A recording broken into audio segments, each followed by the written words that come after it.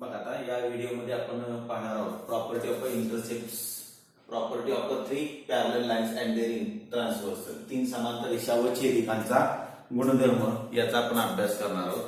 बघा व्याख्या काय दिलेली या गुणधर्माची. पहिली व्याख्या तर लिहिणं गरजेचं आहे, व्याख्याचा अर्थ समजून घेणं गरजेचं आहे.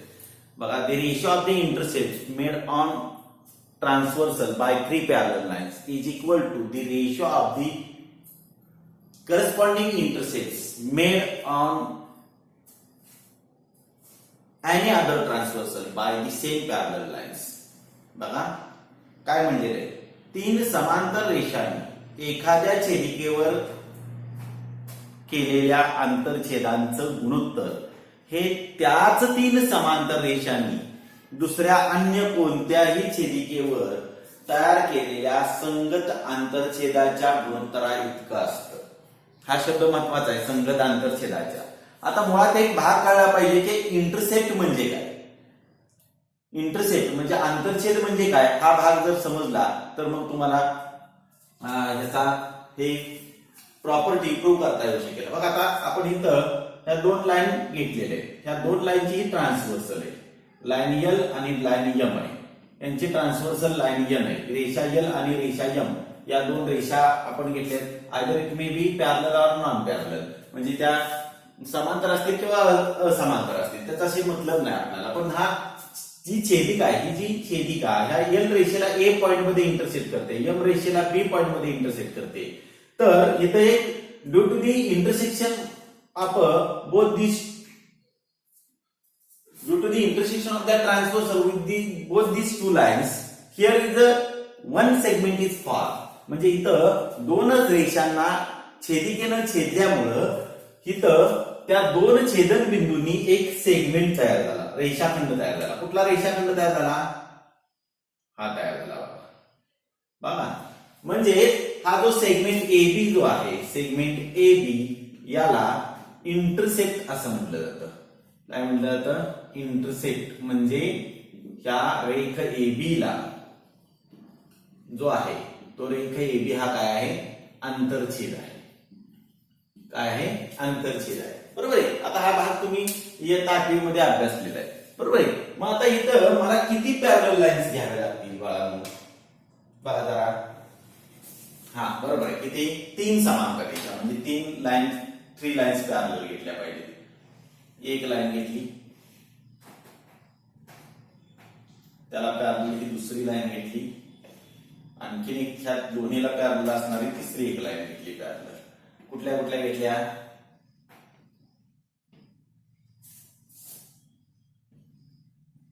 तर लाईन एल, एम आणि एल. बरोबर आहे. मग आता इथं गिवन मध्ये आपल्याला लिहावं लागेल. गिवन म्हणजे तुम्ही काय म्हणता त्याला, पक्ष. कोणत्या लाईन पॅरलल घेतल्या, line L parallel line M parallel line L. म्हणजे रेषा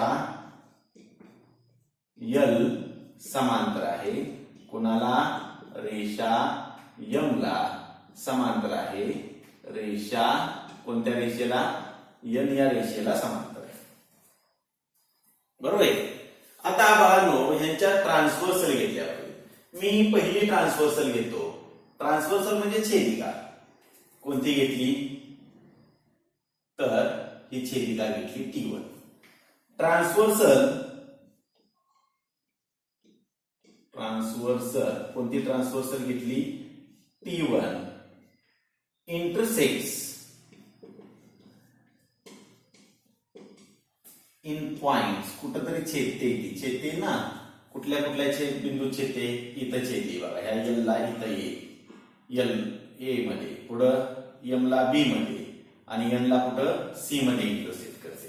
बरोबर आहे. तर transversal T1 intersects in points A B and C.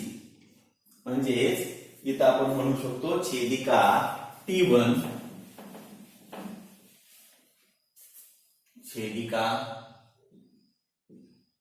कोणती छेदिका, T1 त्यांना कुठल्या कुठल्या बिंदूत छेदते?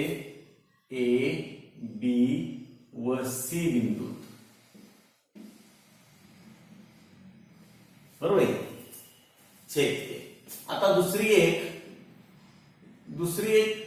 ट्रान्सव्हर्सल घेतली पाहिजे, कारण एका ट्रान्सव्हर्सलवर झालेले इंटरसेप्ट. आता हे T1 हा ट्रान्सव्हर्सल आहे आणि त्याच्यावर झालेले इंटरसेप्ट L आणि M या दोन लाईन मधला इंटरसेप्ट आला हा सेगमेंट AB. M आणि N मधला इंटरसेप्ट झाला सेगमेंट BC. रेख BC हा M आणि N यांच्या मधला आंतरछेद झाला. आता यांचं गुणोत्तर AB आणि BC चं गुणोत्तर. तसंच तिनं त्याच तीन समांतर रेषांना दुसरी एखादी छेदिका जर छेदत असेल, आपण ती छेदिका घेऊया T2. कोणती छेदिका घेतली? T2. मग आता पुढं असंच वाक्य लिहावं लागेल, ट्रान्सव्हर्सल कोणती? T2 इंटरसेक्ट्स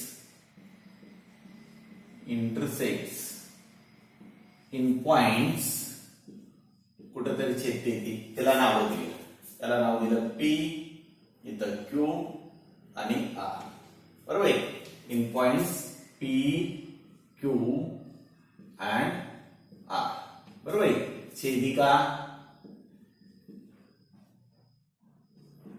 छेदिका T2 त्यांना कुठल्या बिंदूत छेदते?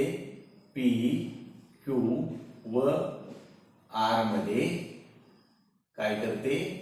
छेदते. चला ठीक आहे. मग आता मला सांगा, ह्या T1 या ट्रान्सव्हर्सलवर लाईन L आणि लाईन M या दोन रेषांमधला जो इंटरसेप्ट आहे तो AB. बरोबर आहे. आणि M आणि N यांच्यामधला झालेला इंटरसेप्ट कोणता आहे? तर BC.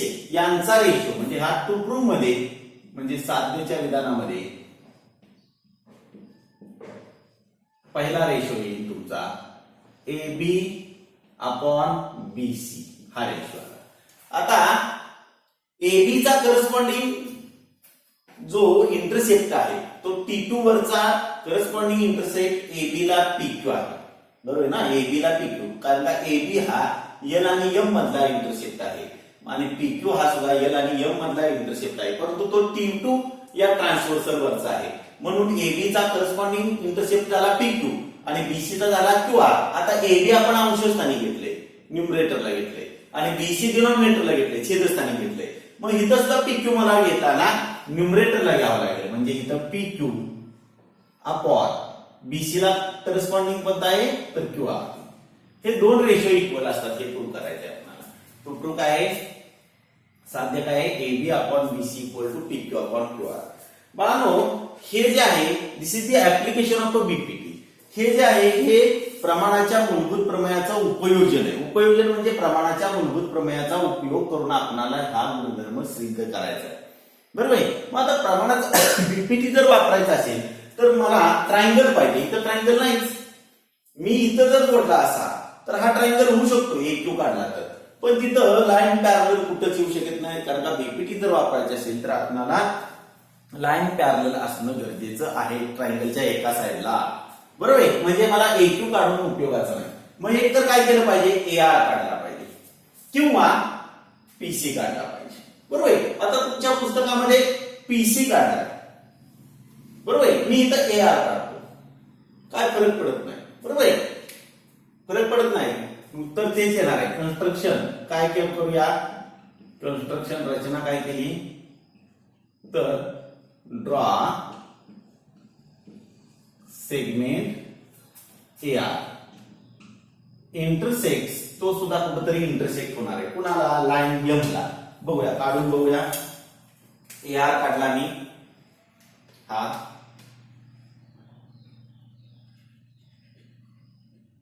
आता काय झाला? तो लाईन M ला कुठेतरी छेदतोय. बरोबर आहे. त्याला नाव देऊया आपण, चला M नाव देऊया. चला ठीक आहे. म्हणजे काय केलं आपण तर ड्रॉ सेगमेंट AR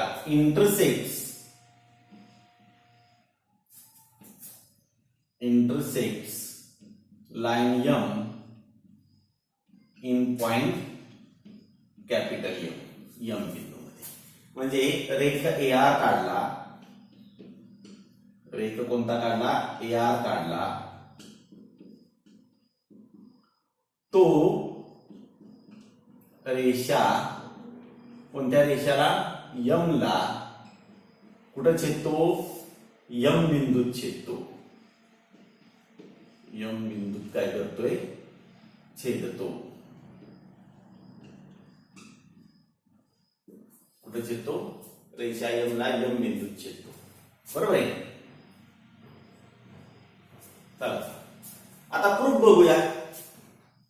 सिद्धता. आता तुमच्या बऱ्यापैकी काही गोष्ट लक्षात आल्या असतील. काय गोष्ट लक्षात आली मी सांगतो तुम्हाला. आले असणार लक्षात. कारण का इथे एक ट्रायंगल तयार झाला ACR. झाला का? ट्रायंगल ACR झाला. आता काय झालंय बाळांनो? लाईन यम ही लाईन यन ला पॅरलल आहे. यम ही यन ला पॅरलल आहे. दिलेलं आहे यम पॅरलल यन. बरोबर आहे. रेषा यम आणि रेषा यन या समांतर आहेत. याचा अर्थ BM हा CR ला पॅरलल असणार आहे. म्हणून मी काय सांगतो? In triangle ACR, in triangle ACR, त्रिकोण ACR मध्ये कोण पॅरलल झालं? BM हा पॅरलल आहे कुणाला? CR ला. BM हा रेषाखंड CR ला पॅरलल आहे. आता BPT वापरू शकतो. BPT नुसार कसं येणार? तर AB अपॉन BC. बरोबर आहे. AB upon BC equal to काय येईल मला सांगा इकडं? AM upon MR. बरोबर आहे. AM upon MR. हे काय? क्रमांक 1 देतो आणि ह्याला कारण काय? Basic proportionality theorem. तुम्ही पूर्ण वाक्यात द्या. प्रमाणाचे मूलभूत प्रमेय. प्रमाणाचे मूलभूत प्रमेय. आता ज्या पद्धतीनं हा ACR हा त्रिकोण तयार झाला होता तसा दुसरा एक त्रिकोण तयार झाला APR. बरोबर आहे. So in triangle APR, in triangle APR, त्रिकोण APR मध्ये बघा इथं L आणि M या दोन लाईन पॅरलल आहेत. याचा अर्थ सेगमेंट MQ हा AP ला पॅरलल असणार आहे. म्हणून इथं लिहितो MQ पॅरलल AP. MQ कुणाला पॅरलल आहे? AP ला. आता AP ला पॅरलल आहे म्हणजे A आणि P पॉइंट हे रिप्लेस केले आपण. राहिला पॉइंट R. म्हणजे रेशो लिहिताना R पासून लिहिला पाहिजे. बरोबर आहे. म्हणजे कसा येणार तुमचा? तर QR अपॉन PQ. पण असं काही नाही R पासूनच लिहावा असा प्रघात काही नाही. आपण P पासून जरी लिहिला तरी चालेल. काय येणार आहे? PQ अपॉन QR हा रेशो असा घेतला. इकडे जर PQ अपॉन QR घेतला तर तुम्ही इथं स्टार्ट करताना A पासून केला पाहिजे. म्हणजे काय येणार आहे? AM upon MR. म्हणजेच काय म्हणता येईल? PQ upon QR equal to AM upon MR. आणि हे काय बाळांनो? क्रमांक 2 देतो आणि हे काय आहे? Basic proportionality theorem. प्रमाणाचे मूलभूत प्रमेय. पूर्ण वाक्यात लिहा तुम्ही. प्रमाणाचं मूलभूत प्रमेय. आता स्टेटमेंट नंबर 1 हे जे स्टेटमेंट आहे हे स्टेटमेंट आणि दुसरं स्टेटमेंट जे आहे त्या दोन्ही स्टेटमेंटच्या राईट साइड जर बघितल्या तर ह्या बरोबर चिन्हाची ही राईट साइड आहे. राईट साइडला AM अपॉन MR आहे. इथं सुद्धा काय आलं? AM upon MR. याचा अर्थ राईट साइड इक्वल जर असतील तर लेफ्ट साइड सुद्धा कशा असणार आहे? इक्वल असणार आहे. So we write AB upon BC equal to PQ upon QR. हे कुठून घेतलं? तर फ्रॉम 1 and 2. 1 व 2 वरून घेतलं. 1 व 2 वरून घेतलं. बरोबर आहे. आला का हे विधान? टू प्रूव्हचं AB upon BC equal to PQ upon QR. फारसं कठीण आहे असं नाही बाळांनो. तुम्ही लिहून घ्या अशी अपेक्षा ठेवतो म्हणजे लिहिलंच पाहिजे. बरीचशी मुलं हे दाखवत नाहीत. आता बाळांनो चला ठीक आहे आपण ह्याचं प्रॅक्टिस करूया जरा थोडस. कारण का हा रेशो लिहिता आला पाहिजे आपल्याला.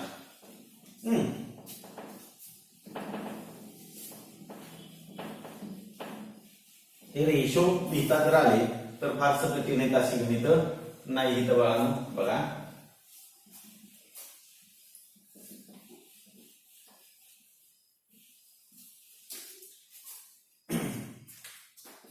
बघू येते का तुम्हाला? ह्या 3 लाईन पॅरलल आहे, त्याची ही ट्रान्सव्हर्सल आहे. इथं एक्स, इथं ए बी सी आहे, इथं T1 आहे, इथं T2, इथं एक्स वाय झेड, इथं एल एम आणि एल. काय रेशो येईल तुम्ही मला सांगा बघू? रेशो काय येईल मला सांगा? हा, काय येईल रेशो?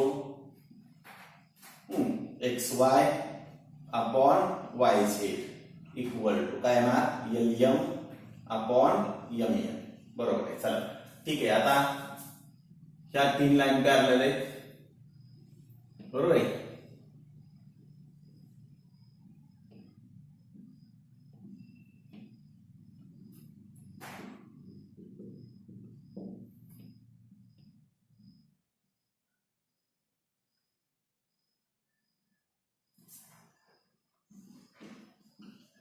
चला आता ह्याला रेशो, ह्या 3 लाईन पॅरलल आहेत, कसे येणार मला सांगा? हा बरोबर आहे. कसा येणार? डी अपॉन काय? डी अपॉन जीएच का? नाही, ही ट्रान्सव्हर्सल आहे म्हणजे ह्याच्यावर गेले पाहिजे. D upon EF. आता डीई ला करस्पॉन्डिंग कुठला घ्यावा लागेल? जीएच. जीएच अपॉन ईएफ ला करस्पॉन्डिंग एच आहे. जीएच अपॉन एच आहे. अशा रीतीने तुम्ही ह्याचा सराव म्हणून घेतलं. आता आपण एक उदाहरण घेऊया बाळांनो. उदाहरण तुमच्या पुस्तकात, बहुतेक पुस्तकात एक्झाम्पल एकच आहे तुमच्या पुस्तकातनं. तर ते पुस्तकातलं एक्झाम्पल एक नाही, 2 आहेत उदाहरण तुमच्याकडं. पण आपण जरा अजून 2 उदाहरणं घेऊया, बघूया. उदाहरणामध्ये मी तोंडी सांगतो उदाहरण. अगोदर डायग्राम काढतो म्हणजे तुमच्या लक्षात येईल.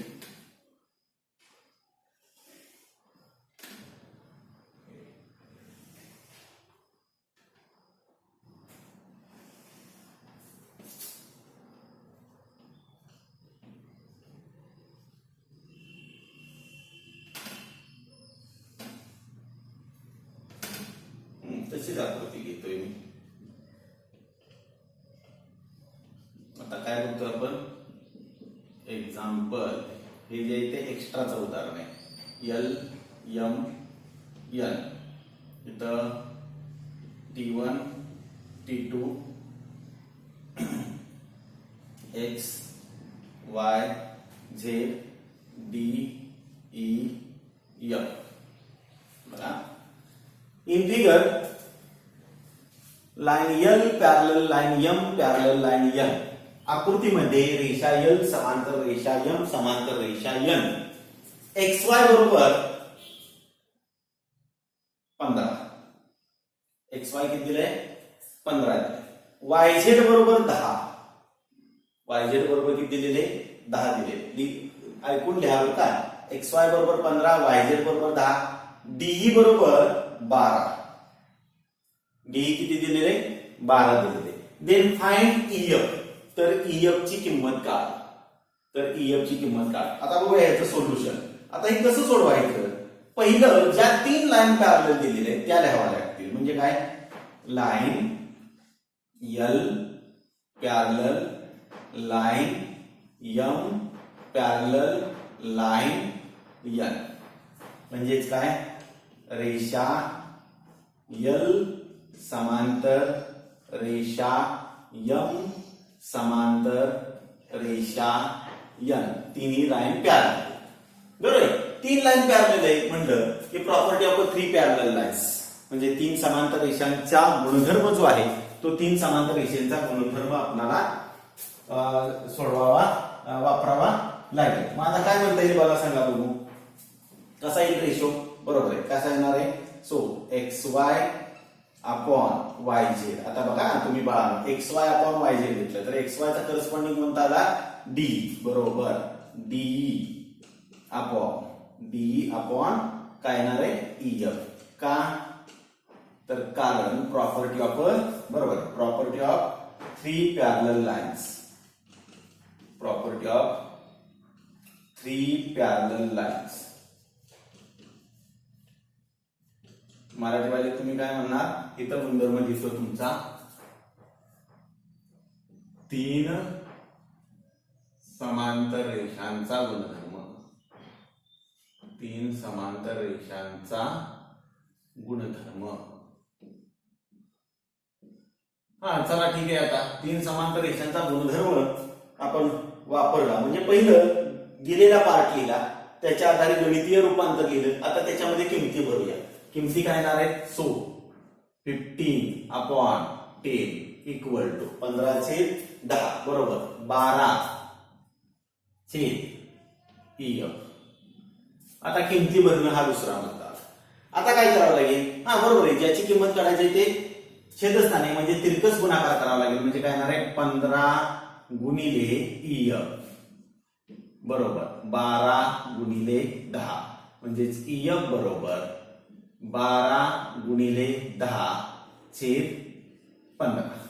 हा आता कशाने भाग होतोय बघा, बरोबर आहे 5 ने 5 3 15 5 × 10 3 1 3 3 4 12. आता 4 आणि 2 चा गुणाकार म्हणजे EF बरोबर किती आलं बघा, EF बरोबर 4 × 8 आलं. कळतंय. चला हे उदाहरण लिहून घ्याल तुम्ही. आता दुसरं तुमच्या पुस्तकामध्ये जे आहे ते प्रॅक्टिस सेट 1.2 मध्ये एक्झाम्पल नंबर 7 आहे बघा.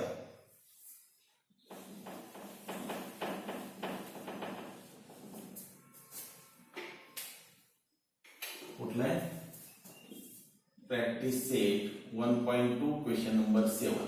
काय दिलेले, मी अगोदर डायग्राम काढतो बाळांनो.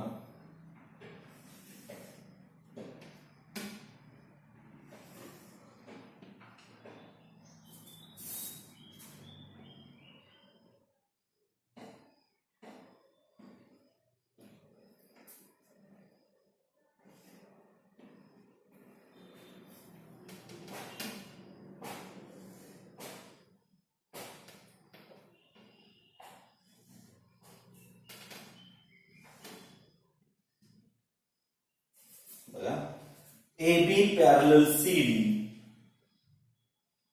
AB parallel CD parallel EF, EF ला पॅरलल दिलेले. Then find X and A, X आणि A काढायला सांगितले. तर किमती दिलेत, AC बरोबर 12 दिले, इथं X दिलेले, इथं 8 दिलेले, इथं 4 दिलेले. तर X ची किंमत काढा आणि A ची किंमत काढायला सांगितली बघा. आता फारसं कठीण नाही, कारण हे उभे फक्त समांतर रेषा दिलेत, मग आडव्या बघितल्या होत्या आपण. मग इथं काय म्हणता येईल, तर कोण कोण पॅरलल आहे ते पहिलं लिहावं लागेल. खरं तर आता बाळांनो ते म्हटलं तर तुम्हाला तोंडी सुद्धा उदाहरण सोडवता यायला पाहिजे, कारण काही 6 किंमत येणार आहे. तुम्ही म्हणणार कसं, इथं 4 आहे, इथं 8 आहे. 4 2 2 × 4 इक्वल टू 8 म्हणजे 4 चे दुप्पट आहे 8 म्हणजे 12 कोणाचे दुप्पट आहे 6 चे, म्हणून C एक 6 असणार आहे बघा. हे तोंडी उत्तर काढता येते. मग इथं लिहावं लागेल AB पॅरलल आहे कुणाला, CD पॅरलल आहे कुणाला, EF ला. मग आता रेशो लिहूया कसा, कसा लिहिताय, AC पहिला घेताय का, म्हणजे AC अपॉन, आता AC जर घेतला तर दुसरा घेतला पाहिजे त्याचा C, म्हणजे एकाच ट्रान्सव्हर्सल वरचं घेतलं. हे खालची ट्रान्सव्हर्सल आहे, छेदिका जी आहे ती खालच्याच छेदिकेवरचा आपण 2 सेगमेंट घेतले, एक घेतला AC दुसरा घेतला C, म्हणजे AC छेद C हा घेतला. तर इकडे काय येणार बघा, AC चा करस्पॉन्डिंग आला BD म्हणजे BD अपॉन इकडं CE चा करस्पॉन्डिंग म्हणजे संगत आला DF, BD छेद DF. का, प्रॉपर्टी ऑफ 3 पॅरलल लाईन्स, 3 समांतर रेषेच्या अंतरछेदाचा हा गुणधर्म आहे. 3 समांतर रेषांचा गुणधर्म. आपण किमती भरूया. AC बरोबर किती दिले तुम्हाला, हा बरोबर आहे 12 दिलेले. CE किती आहे X, 12/X बरोबर. BD किती आहे 8 छेद DF किती आहे 4 आहे. इथं भाग होतोय 4 1 4 4 2 8 म्हणून 12 बरोबर, आता तिरका गुणाकार केला तर 12ला 1 न गुणलं 12 1 12 येणार, मग मात्र ह्या 2ला x न गुणावं लागेल. हे 2 गुणाकार स्वरूपात इकडे आलं, भागाकार स्वरूपात म्हणजे 12 भागिले 2 बरोबर x किती येणार आहे 6 बरोबर x ची किंमत आली 6. आता बघूया हे 3 पॉइंट ए ची किंमत काढायची, म्हणजे हे 3 पॉइंट कोलिनियर आहेत, कोणकोणते ए सी आणि ई, म्हणून आपण इथे म्हणू शकतो A dash C dash E, म्हणून ए सी अधिक सी बरोबर ए, म्हणजे हे 3 ए सी आणि सी ची बेरीज केली तर ए आलं. ए सी ची किंमत आहे 12, सी आहे एक्स बरोबर ए. आता एक्स बरोबर किती आलंय तुमचं, हा बरोबर आहे 6, 12 अधिक 6 बरोबर ए, म्हणजेच किती आलं 18 बरोबर a. Final answer in bracket we write here x equal to 6 and a equal to 18, a बरोबर 18. अशा रीतीने तुम्ही हे प्रॉब्लेम सेट मधला question, problem set 1. Practice set 1.2 मधला क्वेश्चन नंबर 7 हे तुम्ही सॉल्व्ह करू शकता. पुढचा जो आहे बघा, मी तर डायग्राम काढतो, एक्स्ट्राचा क्वेश्चन आहे हा बाळांनो, एक्स्ट्राचा क्वेश्चन आहे.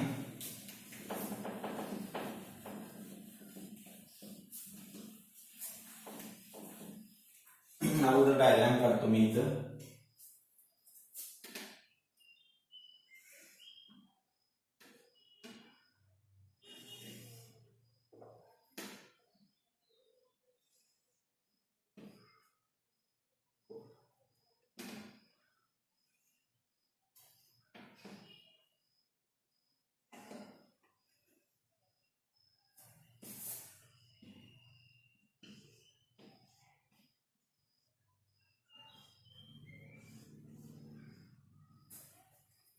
बघा,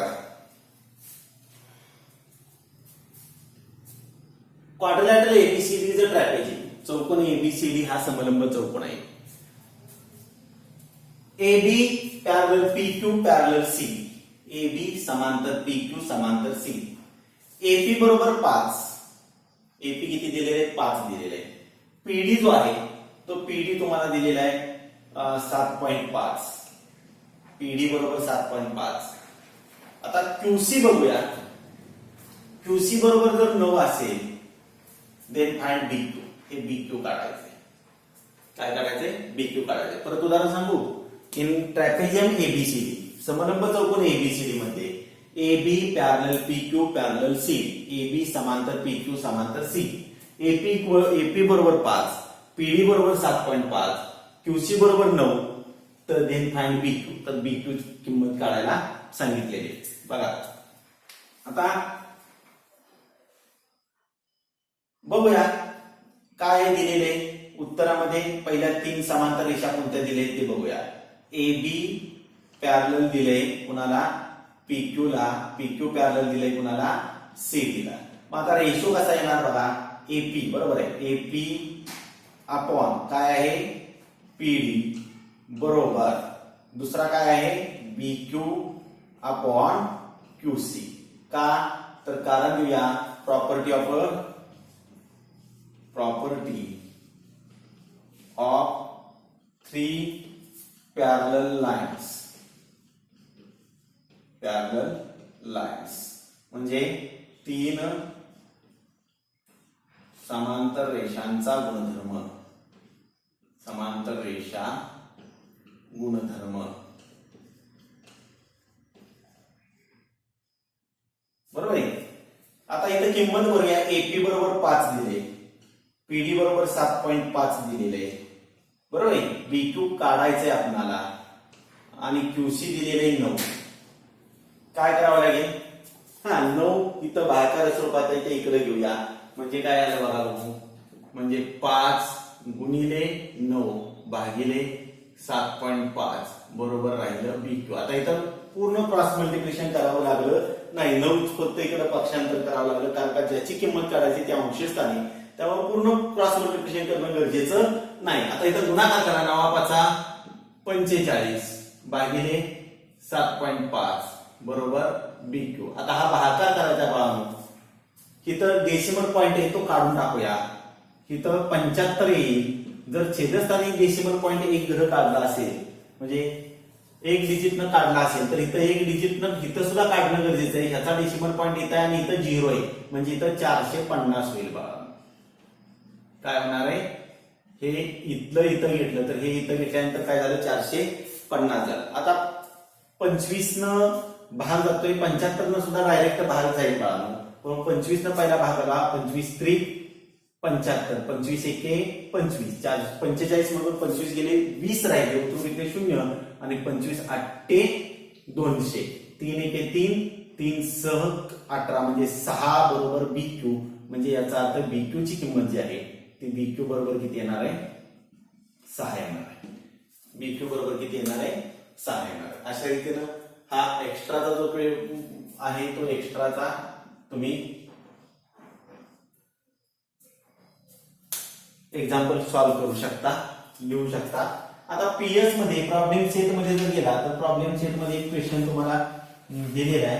तो प्रॉब्लेम सेट मधला क्वेश्चन नंबर जो आहे तो क्वेश्चन नंबर 8 आहे. प्रॉब्लेम सेट मधला क्वेश्चन नंबर 8 आहे. तो क्वेश्चन नंबर 8 बघूया आपण.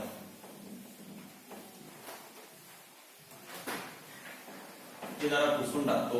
हे काय आहे तुम्हाला माहित आहे, कशावर व्हिडिओ तुम्हाला पाठवतोय ते माहित आहे. बघा ते एक्झाम्पल लिहून घेणं गरजेचं आहे. बरीच मुलं कंटाळा करतात. कुठला प्रॉब्लेम सेट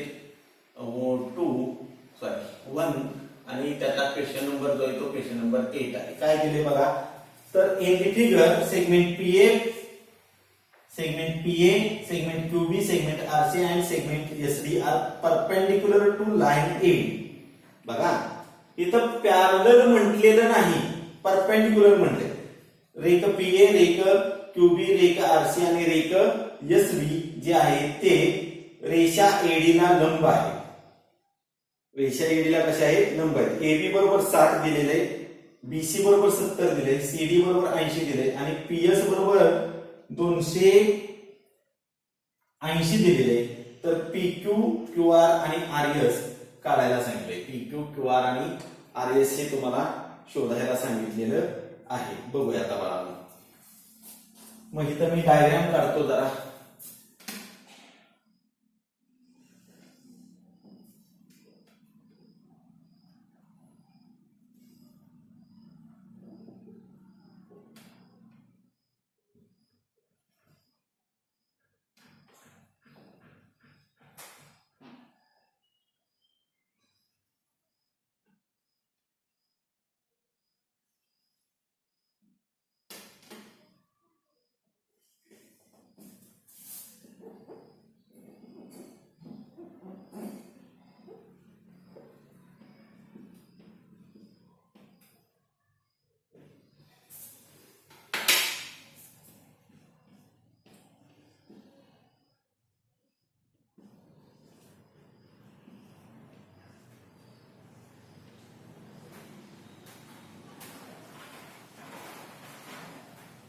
चला आता बाळांनो एक गोष्ट लक्षात ठेवा. आपण इयत्ता 8वी मध्ये पॅरलल लाईन्स या चॅप्टर मध्ये बघितलं होतं.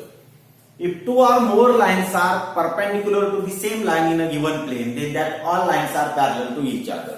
आपण समांतर रेषा या प्रकरणामध्ये 8वी मध्ये एक गुणधर्म बघितला होता.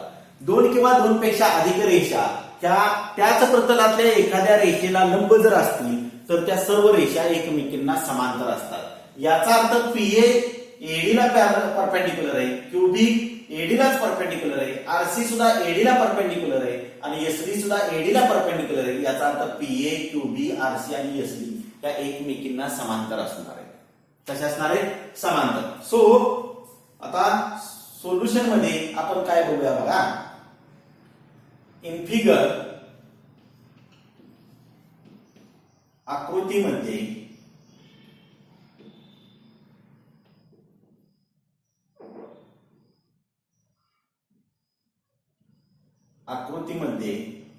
काय दिलेले, PA परपेंडिक्युलर AD, पुढं QB perpendicular AD, RC perpendicular AD आणि SD परपेंडिक्युलर AD एकाच रेषेला ह्या सगळ्या line perpendicular. That's why we write here PA parallel QB parallel RC parallel SD. म्हणजे ह्या चारही लाईन AD ला परपेंडिक्युलर असल्यामुळे ह्या चारही लाईन एकमेकीला कशा असणार आहेत, पॅरलल असणार आहे. स्टेटमेंट नंबर 1 म्हणूया. आता बाळांनो AB बरोबर 60 दिले. आता किमती कशा कशा दिले बघूया. AB बरोबर 60 दिले, AB 60 आहे. पुढं BC बरोबर 70 दिले, CD बरोबर 80 दिलेले आहे, ते 80 दिलेले आहे. आणि तुम्हाला PS ची लांबी जी आहे ती PS ची लांबी 280 दिली. किती दिली, 280 दिलेली. तर तुम्हाला PQ QR आणि RS काढायचं आहे. PQ QR आणि RS काढायचं आहे. मग मी पहिल्यांदा PQ काढण्यासाठी PQ बरोबर X मानतो. PQ काय म्हणतो, X मानतो. आता हे पूर्ण 280 आहे, त्यातलं PQ X जर असेल तर QS जे आहे हे 280 तून X वजा करून मिळणार आहे आपल्याला. का तर आता हा जो भाग आहे तो ह्या भागाचा आपला काम संपलेले बघा. हे जरा थोडंसं बाजूला ठेवूया, आपण हे नंतर विचार करूया. बरोबर आहे. मग इथं मला 3 लाईन पॅरलल मिळतात. PQ चा आणि QS चा विचार केला तर बघा आता म्हणून काय करूया, लेट PQ बरोबर इक्वल टू X मानूया. Let PQ equal to X मानलं. बरोबर आहे. आता हे 3 पॉइंट कोलिनियर आहेत. मी याचाच विचार केलेला आहे कारण का माझ्याकडे या पूर्ण PS ची लांबी दिलेली आहे. PS बरोबर 280 दिलेली आहे. म्हणून या पूर्ण PS चा विचार केला मी. म्हणून हे P Q आणि S हे 3च पॉइंट घेतलं. P dash Q dash S. That's why PQ plus QS equal to PS. PQ मानले तुम्ही X, QS फाइंड आउट करायचंय आणि PS ची लांबी 280 दिली. म्हणजेच QS बरोबर काय आलं तर 280 वजा X आलं. आता मला सांगा PQ चा करस्पॉन्डिंग AB आहे, त्याची लांबी माहिती आहे मला. परंतु QS चा करस्पॉन्डिंग जो आहे तो BD आहे, त्याची लांबी माहित नाही. इथं मध्ये C पॉइंट आहे तुमचा. बरोबर आहे. म्हणजे ह्या दोन B dash C dash D चा पण आपण वापर करणं गरजेचं आहे. म्हणजे काय B dash C dash D. म्हणून BC plus CD equal to BD. BC किती आहे तर 70 अधिक CD 80 बरोबर BD. 70 अधिक 80 किती आलं बाळांनो, बरोबर आहे 150 बरोबर काय आलं BD. म्हणजे BD ची लांबी 150. आता बघू शकतो आता PA QB आणि SD, PA QB आणि SD या तिन्ही लाईन पॅरलल आहेत. So we write here PA parallel QB parallel SD. हे कुठून घेतलं फ्रॉम 1 वरून. बरोबर आहे. हे 3 लाईन पॅरलल आहेत म्हणून हा रेशो कुठला PQ upon QS. So we write PQ upon QS. बघा इथं PQ अपॉन QS घेतलं. मग PQ चा करस्पॉन्डिंग आला AB अपॉन काय येणार आहे तर QS चा करस्पॉन्डिंग आला BD. AB upon BD. का माहित आहे तुम्हाला प्रॉपर्टी ऑफ 3 पॅरलल लाईन्स म्हणजे 3 समांतर रेषांचा गुणधर्म. 3 समांतर रेषा गुणधर्म बघूया. आता किंमत बघूया. PQ किती मांडले तुम्ही X, QS किती आले तुमचं इथं आले बघा. QS 280 वजा X. आपण याला क्रमांक 2 देऊया. बरोबर आहे. AB किती आहे तर AB तुमचं 60 आहे भागिले BD किती आलं 150 आलं. आता हे जरा थोडंसं लहान संख्या लिहूया. हे कुठून घेतलं फ्रॉम 2 and 3. त्याला 3 क्रमांक देऊया आपण. 2 व 3 बरोबर. आता हे शून्याला इथं 0 जाईल. 3 न भाग जाईल. 3 गुणे 6 3 5 15. आता क्रॉस मल्टिप्लिकेशन करावं लागेल. हे 5 भागाकार स्वरूपात आहे, इकडे गुणाकार स्वरूपात म्हणजे काय येणार आहे 5x इक्वल टू. आता ही बायनॉमियल आहे बाळा. हे 2 न गुणत असताना याला ब्रॅकेट करावं लागेल 280 वजा x. आता बघूया म्हणून काय आलं 5x बरोबर 2 न गुणूया 280 28 दुने 5 56 म्हणजे 280 दुने 560 वजा 2x वजा 2x आहे ते इकडे आलं काय झालं अधिक झालं म्हणजेच 5x अधिक 2x बरोबर 560 त्या दोघांची बेरीज जर बघितली तर किती आली बरोबर आहे किती आली 7x इक्वल टू 560 म्हणजे x बरोबर 560 भागिले 7 म्हणजे x बरोबर 7 8 56 आणि 7 0 0 म्हणजे x बरोबर 80 आलं. पण x म्हणजे आपण कुणाला मांडले PQ ला. So PQ equal to x equal to 80. आता बाळांनो इथं दुसरा एक मुद्दा इथं आला QS माहित असणं आवश्यक आहे. मग QS ची किंमत किती येईल so QS equal to 280 minus x म्हणजेच QS बरोबर 280 वजा x ची किंमत 80 आलेली आहे म्हणजेच QS बरोबर किती आलं 200 आलं. आता ह्या QS ची किंमत 200 आहे तिथं मध्ये R बिंदू आहे.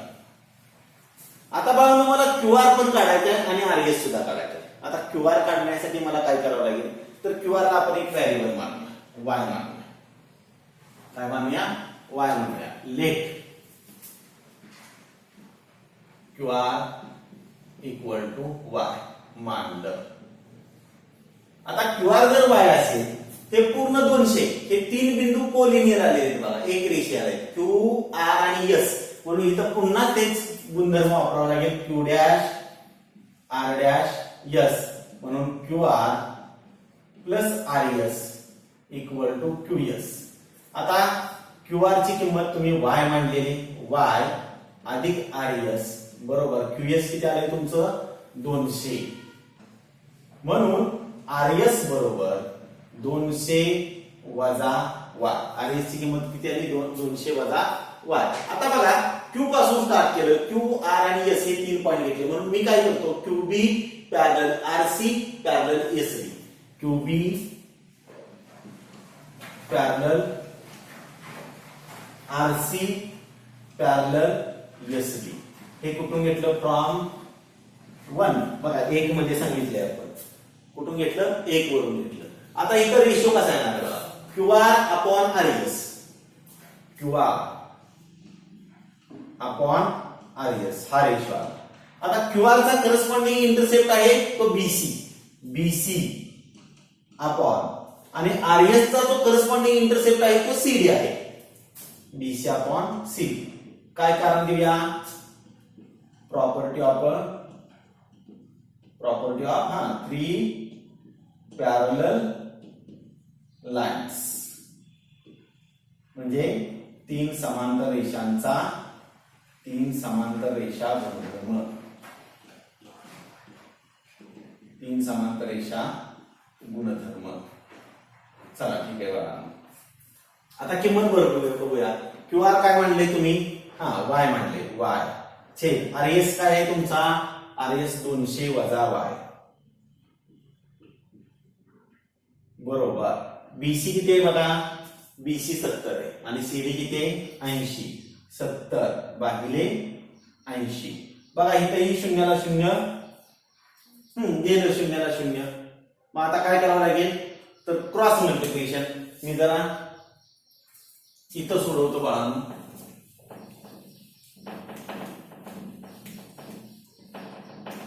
क्रॉस मल्टिप्लिकेशन केलं काय आलं बघा 8y इक्वल टू 7 कंसात 200 वजा y बरोबर आहे. 7 न गुणाटा काय आलं 8y बरोबर 7 दुने 14 म्हणजे 1400 आलं वजा 7y इथे इकडे आलं अधिक 7y झालं म्हणजे 8y अधिक 7y बरोबर 1400. त्या दोघांची बेरीज केली किती आली 15y बरोबर 1400 म्हणजेच y बरोबर 1400.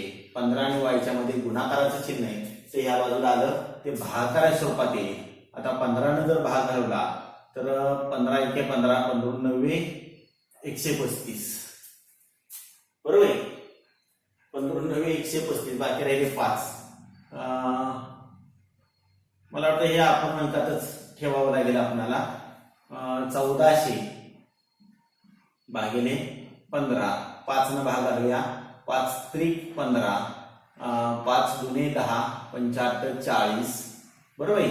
आणि 5 0 0 म्हणजे की त्याला y बरोबर 280 भागिले 3 280/3 y बरोबर 280/3 येणार आहे बरोबर आहे.